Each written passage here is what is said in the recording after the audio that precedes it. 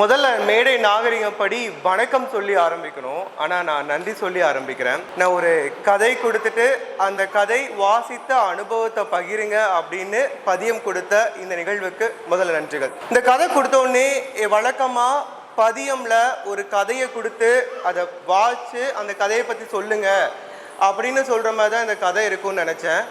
ஆனால் இந்த கதை ஒரு கதை இல்லை, இது ஒரு மணி நேர படத்திற்கான ஒரு ஸ்கிரிப்ட். இது ஒரு பெரிய சினாப்சிஸாகவும் பார்க்கலாம், இல்லை இது ஒரு மணி நேர படத்துக்கான ஒரு ஸ்கிரிப்டாகவும் பார்க்கலாம். இதுக்கு இந்த கதைக்குள்ள நிறைய விஷயங்கள் நம்ம அப்படியே கடந்து போகிற விஷயம் கிடையாது. அதை யோசிச்சு இதில் ஏதோ விஷயத்தை சொல்ல வந்திருக்காரு அப்படிங்கிறத உன்னிப்பாக கவனித்து பார்த்தோம்னா அது மிகப்பெரிய அர்த்தத்தை கொடுத்துட்ருக்கு.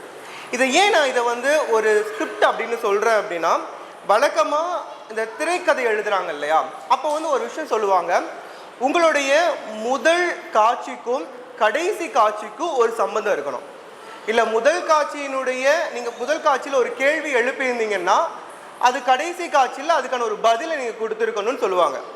இவருடைய இந்த கதையினுடைய முதல் 2 வரி என்னன்னா, படப்பிடிப்பு தளத்தில் இருந்தவர்கள் தீயில் நிற்பது போல் நின்றிருந்தார்கள்.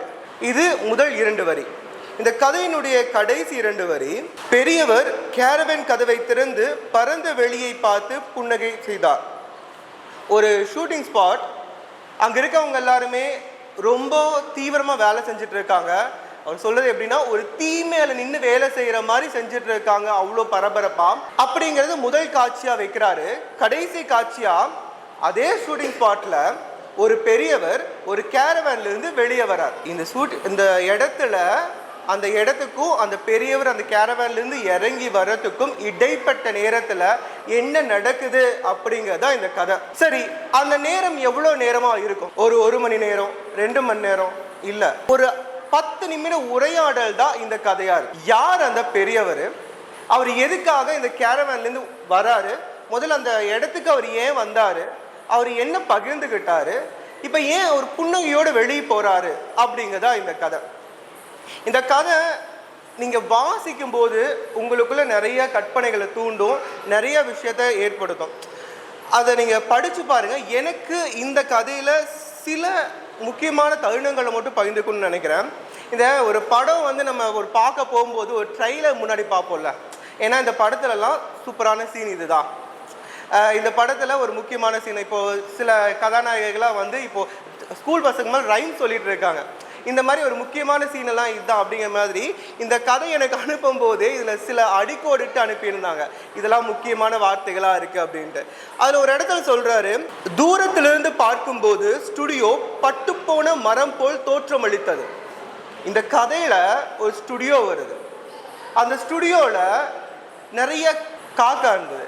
அந்த காக்காலாம் பறந்து போனதுக்கப்புறம் அந்த ஸ்டுடியோ ஒரு பட்டு போன மரம் போல், அதாவது அந்த மரத்தில் எதுவுமே கிடையாது, அந்த மரத்தில் எதுவுமே கிடையாது, அந்த மரம் வெறும் மரமாக காட்சி அளிக்குது அப்படிங்கிற மாதிரி அந்த ஸ்டுடியோ அப்படி காட்சி அளிக்குதுன்னு சொல்கிறாரு. ஏன் சொல்கிறாரு அப்படின்னா, அந்த ஸ்டுடியோவில் இதுக்கு முன்னாடி நிறைய காக்கா இருந்தது. ஏன் இந்த கதையில் காக்கா வருது அப்படிங்கிற ஒரு கேள்வி எல்லாருக்கும் வந்துச்சுன்னா, இந்த கதை யார் பற்றின கதை அப்படிங்கிற ஒரு முக்கியமான விஷயம். நீங்கள் எல்லாரும் சொன்னீங்க, இந்த கதாபாத்திரத்தை வடிவமைக்கிறது ரொம்ப முக்கியம், டீட்டெயில் பண்ணுறது ரொம்ப முக்கியம் அப்படின்ட்டு.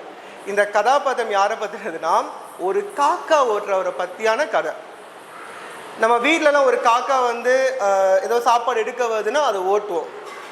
இல்லை சாப்பாடு வைக்க ஏதோ அமாவாசை அந்த மாதிரி இல்லைங்க சாப்பாடு வைக்கிறோம்னா அதை சாப்பிட்றது கூப்பிடுவோம். இவர் என்ன பண்ணுவாருன்னா, இவர் சில சமயத்தில் காக்காவை கூப்பிடுவார், காக்கா வா வா வான்னு சொல்லிட்டு. அதுல ஒரு சின்ன ஒரு சத்தம், அவர் கொடுக்கக்கூடிய சத்தம் தான் அந்த காக்காவெல்லாம் வர வைக்குமா. நீங்க கிட்டத்தட்ட இந்த மெய்யழகன் படம் பார்த்துருப்பீங்க. அதில் முதல் காட்சியில் அவர் அந்த கிளிகளுக்கெல்லாம் சாப்பாடு வைப்பார். இந்த 2.0 படத்தில் ஒரு பாட்டு கூட வரும், அந்த பச்சி ராஜா அவர் எல்லா பறவைகளுக்கும் இது பண்ணுவார். அந்த மாதிரி தான் ஒரு கதாபாத்திரம் தான் இவர். இவருக்கு என்னென்னா ஸ்பெஷலாக இவருக்கு காக்கான ரொம்ப பிடிக்கும், காக்காவுடைய மொழி இவருக்கு தெரியும், காக்கா இவர் கூப்பிட்டா வரும், காக்கா இவர் போகணும்னு சொன்னால் போயிடும். காக்கா ஓட்டுறதே ஒரு வேலையாக இருக்குது அப்படின்னா அது அப்படியான ஒரு கதாபாத்திரம். அவருக்கு ஒரு மகனாக இருக்கக்கூடியவர், இந்த அப்பாவுக்கும் மகனுக்கும் இருக்கக்கூடிய உறவு தான் இந்த கதையாக இருக்குது. இந்த காக்கா ஏன் வருது, ஏன் ஒரு ஓட்டுறாரு, மறுபடியும் காக்கா வர வைக்கிறதுக்கு இவர் என்ன பண்ணுறாரு அப்படிங்கிறத ஒரு காக்கா கதை மாதிரி இந்த கதையை சொல்லியிருக்காரு. இது இன்னும் தெளிவாக நீங்கள் படிக்கிற இந்த கதையை நீங்கள் வாங்கி படித்து பார்த்தீங்கன்னா உங்களுக்கு நல்லா தெரியும். அந்த பறவையினுடைய உணர்வு என்ன, அந்த பறவை மூலியமாக இது என்ன கதை சொல்லியிருக்காரு. மனிதர்கள்கிட்ட இருந்து ஒரு கதை சொல்றது கூட ரொம்ப எளிதுன்னு நினைக்கிறேன். ஏன்னா அவருடைய உணர்வுகள் என்ன, அவங்க என்ன சொல்றாங்க, என்ன வெளிப்படுத்துறாங்க, அவங்க என்ன பார்வையில் மற்றவங்கள பார்க்குறாங்க, என்ன பேசுறாங்க, இப்படி எல்லா விஷயத்தையும் சொல்லிட முடியும். ஆனால் ஒரு பறவை ஏன் வருது, ஏன் போகுது, ஒரு இடத்துல அவர் சொல்லுவார். அந்த காட்சியில் ஒரு நடிகை வந்து உணவை திண்ணையில் வச்சு நிற்கிறாங்க. ரொம்ப நேரமாக காக்கா வரல. ஒரு கதையில் ஒரு திருப்பம் வந்ததுக்கப்புறம் அந்த காக்கா வந்து உட்காருது. அது என்ன திருப்பம் அப்படிங்கிறது நீங்கள் புக்கு படிக்கும்போது உங்களுக்கு தெரியும், அது படித்து பாருங்கள். அப்படி காக்கா வந்து உட்கார்ந்ததுக்கப்புறம் அந்த காக்கா நிற்கிற விதம் இருக்குல்ல, அதை அவர் ரொம்ப அழகாக சொல்லியிருப்பார். அந்த காக்கா வந்து உட்கார்ந்துட்டு இயேசுநாதர் மாதிரி 2 சிறகையும் விரிச்சுக்கிட்டு கீழே அந்த சாப்பாடை சாப்பிட்டுட்டு தலையை தூக்கி அந்த அம்மாவை பார்த்தாங்க. இதுக்கு அந்த பறவை ஏன் அப்படி நின்னுது, ஏன் அப்படி ஒரு பார்வை பார்த்தது அப்படிங்கிறது இந்த கதையை படிக்கும்போது, ஒரு பறவையினுடைய மொழி என்ன, அந்த பறவை பார்க்கக்கூடிய பார்வையினுடைய அர்த்தம் என்ன, அந்த பறவை ஒரு இடத்துல வந்து உட்காருது, நிற்குது அப்படின்னா அதுக்கு காரணம் என்ன அப்படிங்கிறது இந்த கதை படிக்கும்போது உங்களுக்கு ரொம்ப அழகாக புரியும். முதல்ல சொன்ன மாதிரி இது ஒரு கதை மட்டும் கிடையாது, இது ஒரு ஸ்கிரிப்ட், இது ஒரு திரைப்படத்துக்கான ஸ்கிரிப்ட். இதை இப்போது அவர் வந்து முன்னாடி அவர் முன்னுரையில் எழுதியிருந்தார், நிறையா திரைப்படங்களுக்கு எழுதிட்டுருக்கீங்கன்னு நினைக்கிறீங்க.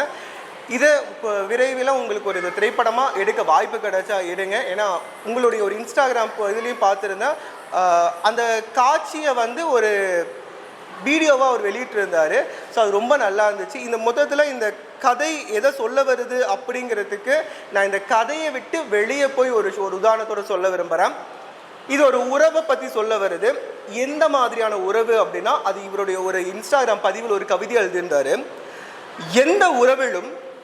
எந்த உறவிலும் அதீத அக்கறை அல்லது அக்கறையின்மை, இந்த இரண்டிற்கும் நடுவில் சமநிலையை கடைபிடிப்பதுதான் உறவை பேணும் சூத்திரம். சமநிலையை கடைபிடிப்பதுதான் உறவை பேணும் சூத்திரம். இதில் விந்தை என்னவெனில், அந்த உறவை இழக்கும் போதுதான் இந்த சூத்திரம் பிடிபடுகிறது. ஒரு உறவுக்குள்ள அவங்க மேல நம்ம எவ்வளவு அக்கறை வச்சிருக்கோம், இல்ல அக்கறை இல்லாம இருக்கோம், இது நிறைய விஷயத்துல கம்ப்ளைண்டாவே போயிட்டு இருக்கு. அதே மாதிரி ஒரு கம்ப்ளைண்ட் தான் இந்த கதையிலையும் வந்துகிட்டே இருக்கு. அந்த அப்பா மகனுக்குள்ள இருக்கக்கூடிய போராட்டம், நீ என்னவா வரணும்னு நான் நினைச்சேன், நீ என்னவா மாறி இருக்க, இப்படிங்கிற போராட்டம் போயிட்டே இருக்கும். கடைசியில யாரும் இல்லாத சமயத்துல, அந்த எல்லாம் பறிப்போன சமயத்துல தான் அந்த நடுநிலை அப்படிங்கிறது அவங்களுக்கு தெரியும். அப்படி இந்த கதை உங்களுக்கு உணர்வு பூர்வமாக நிறைய விஷயங்களை சொல்லிக் கொடுக்கும். அப்படியான ஒரு கதையை எனக்கு கொடுத்ததுக்கு நன்றி. அதை எழுதிய செந்தில் ஜெகநாதன் அவர்களுக்கும் நன்றி, வாழ்த்துக்கள்.